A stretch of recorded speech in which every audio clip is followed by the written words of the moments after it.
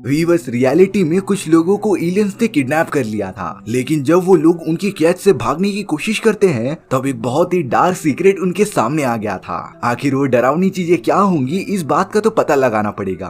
कहानी की शुरुआत में हमें निक नाम का MIT स्टूडेंट दिखाया जाता है, जो कि अपनी गर्लफ्रेंड हेली और अपने दोस्त जॉन के साथ एक रोड ट्रिप पर जा रहा था। ये तीनों MIT के सबसे बेस्ट स्टूडेंट होते हैं और अब इन तीनों को स्कॉलरशिप मिलने की वजह से वो सब कैलिफोर्निया जा रहे थे अपनी आगे की पढ़ाई करने के लिए। वो तीनों बहुत ही ज्यादा एक्साइटेड थे। कई दिनों के सफर के बाद निक अपने दोस्तों के साथ कैलिफोर्निया पहुंच जाता है। वो तीनों एक होटल में रात गुजारते हैं। तभी निक के लैपटॉप पर नोमैड नाम के यूजर का मैसेज आया था। निक और जॉन जब उस मैसेज को देखते हैं तो वो उनसे लिटरली बातें कर रहा था। वो दोनों शॉक इसीलिए हो गए क्योंकि कुछ ही दिनों पहले नोमैड नाम के यूजर ने ही उनके कॉलेज के सिस्टम को हैक कर लिया था। लेकिन इन सारी चीजों का पूरा इल्जाम निक और जॉन पर आ गया था। अब उस यूजर ने तो हेली के लैपटॉप को हैक करके जॉन और निक को ब्लैकमेल करना स्टार्ट कर दिया था। वो दोनों बहुत ही ज्यादा डर गए थे। पता नहीं नोमैड के पास उनकी कौन सी सीक्रेट इन्फॉर्मेशन है जो वो इंटरनेट पर लीक कर सकता था। और अब वो यूजर निक और जॉन को अपनी एक लोकेशन पर बुलाता है और अब अगले ही मोमेंट में निक, जॉन और हेली उस लोकेशन पर जाने लगते हैं। उस लोकेशन पर तो एक वीरान घर था, इसीलिए निक और जॉन हेली को कार में ही छोड़कर उस घर में जाकर देखने चले जाते हैं।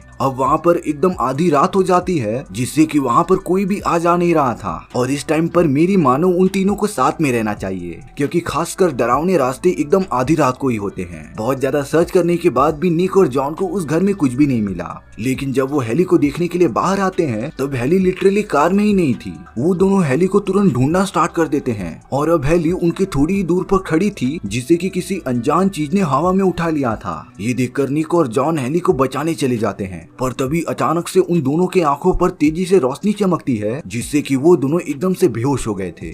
थोड़ी देर बाद जब निक अपनी आंखें खोलता है तब वो अपने आप को एक अलग ही फैसिलिटी में पाता है, मानो कि उसका एक्सीडेंट हो गया हो और वो हॉस्पिटल में आ चुका था। लेकिन ना ही वो कोई एक्सीडेंट था और ना ही ये हॉस्पिटल। अब तो उन तीनों के साथ डरावनी चीजें होना स्टार्ट होने वाली थी। निक तो अपने हाथों पर कुछ नंबर्स लिखे हुए दिखता है। उसके दोस्त हेली और जॉन भी वहाँ पर दिखाई नहीं देते, इसीलिए निक और भी ज्यादा घबरा गया था। और अब कुछ लोग जिन्होंने सूट पहन रखा था वो निक को पूछताछ के लिए लेके आते हैं। उनमें से एक डॉक्टर निक को बता रहा था कि उन लोगों पर बहुत ही खतरनाक एलियंस का अटैक हुआ था और अब वो तीनों एलियन एनर्जी से इन्फेक्टेड हो गए हैं, इसीलिए उन्हें यहाँ पर इलाज के लिए लेके आया गया था। लेकिन जब तक वो तीनों ठीक ना हो जाए उन्हें इस फैसिलिटी से जाने की अनुमति नहीं थी, क्योंकि इस फैसिलिटी के बाहर वही खतरनाक एलियंस मौजूद थे जो इन तीनों को एक ही बार में खत्म कर देंगे। निक को जब वापस से उसके कमरे में लेके जाया जा रहा था तब निक ने हेली को देखा, जो कि अभी भी एकदम से अनकॉन्शियस थी। निक को जानबूझकर हेली से मिलने नहीं दिया जा रहा था और अब निक अपने कमरे में आ जाता है। तभी निक को दूसरे कमरे से कुछ आवाजें आ रही थी। वो आवाज और किसी की नहीं बल्कि जॉन की होती है और अब निक और जॉन एकदम डरे डरे एक दूसरे से बातें करने लगे थे।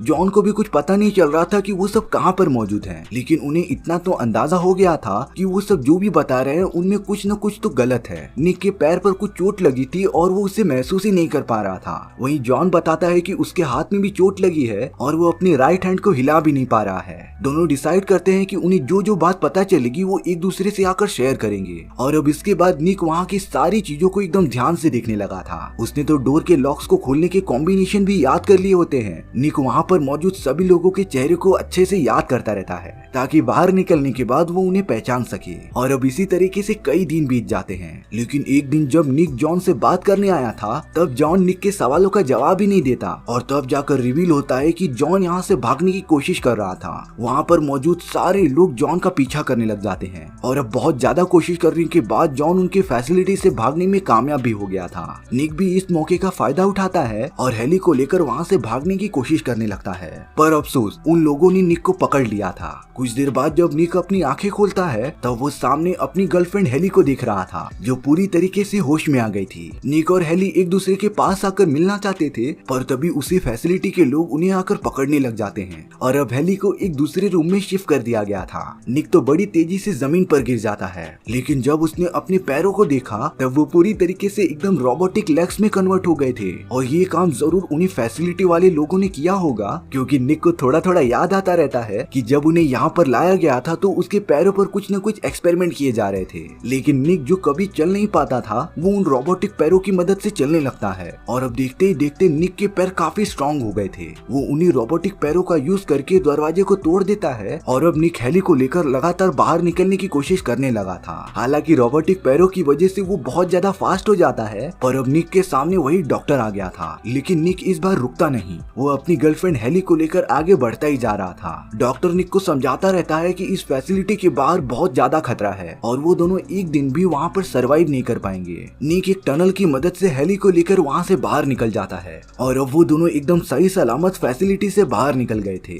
वहाँ पर तो चारों तरफ एकदम से सुनसान जमीन थी, ना ही कोई बड़ी बड़ी बिल्डिंग्स और ना ही कोई आदमी। तभी भी निक और हेली अपना रास्ता आगे तय करते रहते हैं। थोड़ी दूर जाने के बाद ही निक और हेली को वहाँ पर एक कार मिल गई थी जिसे कि एक बूढ़ी औरत चलाती रहती है और अब वो दोनों उस बूढ़ी औरत के कार में बैठकर आगे बढ़ने लगे थे। निक और हेली को लग रहा था कि अब वो दोनों बच जाएंगे, पर तभी उस बूढ़ी औरत ने एक ऐसी बात कह दी ना जिससे कि निक और हेली बहुत ही ज्यादा डर गए थे। बूढ़ी औरत ने कहा कि उसे इंसानों का हाथ पैर खाना बहुत ही ज्यादा पसंद है। ये बात सुनकर तो निक और हेली उस बूढ़ी औरत के कार से उतर जाते हैं और ये एकदम अच्छा डिसीजन था। अब बहुत ज्यादा चलने के बाद निक और हेली एक खाली शॉप में पहुंच गए थे जिसके अंदर जाकर वो दोनों अपनी काम की चीजें लेने लगते हैं। वहाँ पर तो उन्हें खाने पीने की बहुत सारी चीजें मिल गई थी। निक को तो उस पूरी जगह का एक मैप मिल जाता है, लेकिन उस पूरी जगह पर सिर्फ एक रोड थी और चारों ओर एकदम बंजर जमीन। निक को समझ नहीं आ रहा था कि आखिर ये जगह है कौन सी। हेली इन सारी चीजों से बहुत ही ज्यादा थक जाती है, इसीलिए निक ने डिसाइड किया कि वो दोनों एक रात यहीं पर गुजारेंगे।